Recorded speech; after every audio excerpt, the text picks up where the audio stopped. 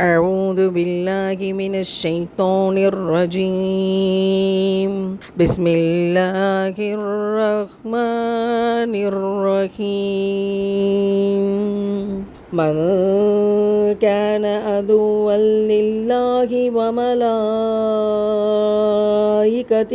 ورسله وجبريل وميكال فإن الله عدو للكافرين.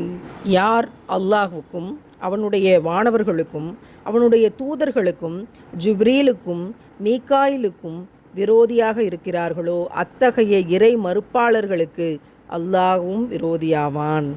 இந்த வசனத்தை அல்லாஹ் எப்போ இறக்குறான் அப்படிங்கிறதுக்கு ரொம்ப அழகான நேர்த்தியான ஒரு வரலாறு இருக்குது. நாம் உயிரினும் மேலாக நேசிக்கும் உத்தம நபிகள் நாயகம் ஸல்லல்லாஹு அலைஹி வஸல்லம் அவர்களுடன் யூதர்கள் சில பேர் விதண்டாவாதமாக உட்காந்து பேசிக்கிட்டு இருக்காங்க. நாங்கள் கேட்குற இந்த கேள்விக்கு மட்டும் நீங்கள் பதில் சரியாக சொல்லிட்டீங்கன்னா நாங்கள் உங்களை இறை தூதர்னு ஏற்றுக்குருவோம், உங்களுக்கு கட்டுப்படுவோம் அப்படின்னு சொல்கிறாங்க. கேளுங்கன்னு சொன்ன உடனே அவங்க கேட்குறாங்க, உங்களுக்கு இறை செய்தியை கொண்டு வரக்கூடிய மலக்கு யார் அப்படின்னு கேட்குறாங்க. அப்போது நபிகள் நாயகம் ஸல்லல்லாஹு அலைஹி வஸல்லம் அவர்கள் ஜிப்ரீல் என்று பதில் சொன்னார்கள். அப்போது யூதர்கள், ஜிப்ரீலா, அவர் போரையும் சண்டையையும் தண்டனையையும் கொண்டு வருபவராயிற்றே, அவர் எங்களின் விரோதி ஆயிற்றே, இறை அருளையும் மழையையும் பயிர்களையும் கொண்டு வரக்கூடிய மீகாயிலை மட்டும் நீங்கள் சொல்லியிருந்தால் நிச்சயமாக உங்களை நாங்கள் ஏற்றுக்கொண்டிருப்போமே என்று கூறினார்கள். அப்போதுதான் அல்லாஹ் இந்த வசனத்தை இறக்குகிறான். அப்துல்லாஹ் பின் சலாம் ரலியல்லாஹு அன்ஹு அவர்கள் யூதராக இருந்து பிறகு இஸ்லாத்தை ஏற்றுக்கொண்டவர்கள். அவர் அல்லாஹ்வின் தூதர் நபிகள் நாயகம் ஸல்லல்லாஹு அலைஹி வஸல்லம் அவர்களிடம் பேசி கொண்டிருக்கும்போது யூதர்கள் பொய்யிலேயே ஊறிப்போன ஒரு சமுதாயத்தவர்கள்.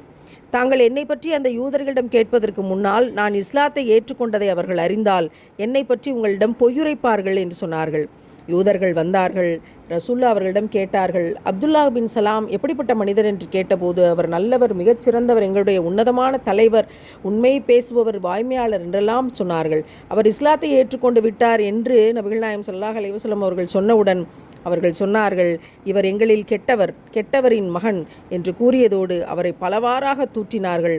அப்போது அல்லாஹ்வின் தூதரே, நான் பயந்து கொண்டிருந்தது இதைத்தான் என்று அப்துல்லாஹ் பின் சலாம் ரலியல்லாஹு அன்ஹு அவர்கள் சொன்னார்கள்.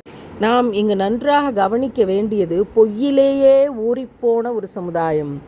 தெரிந்தே பொய் சொல்லுவார்கள், உண்மைக்கு புறம்பான விடயங்களை தெரிந்தே செய்வார்கள். இன்றைக்கும் அப்படி பொய் பேசக்கூடிய, பொய்யில் ஊறிப்போன மனிதர்கள் பல பேரை நாம் காண்கிறோம். ஆனால் இறைவன் மிகப்பெரியவன், இவை எல்லாவற்றையும் பார்த்து கொண்டிருக்கிறான். பொய்க்கு கூலியான நரகத்தை அவன் வழங்குவான் என்று எச்சரிக்கை செய்கிறான்.